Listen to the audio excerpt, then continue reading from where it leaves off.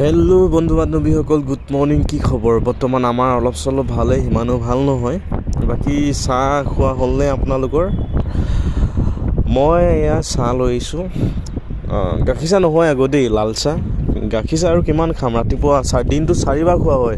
ৰাতিপুৱা চাহ খোৱা হয়, গাখীৰ চাহ খোৱা হয়, আৰু কি হ'ল দুপৰীয়া, আৰু 4টামান বজাত, আৰু কি হ'ল গধূলিও, কেতিয়াবা মন গ'লে ৰাতিও।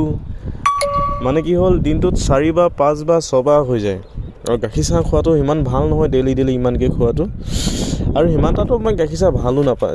যি কি নহওক, বাহিৰত আছোঁ যেতিয়া খাই দিওঁ আৰু দিয়ে যেতিয়া। তাৰপিছত আজি কি কৰিলোঁ, মই নিজে মানে লাল চাহ বনাই লৈ আহিলোঁ। ফুড কৰ্টৰ ওচৰতে দোকান এখন, বেকেৰী এখন আছে, তাত গ'লোঁ।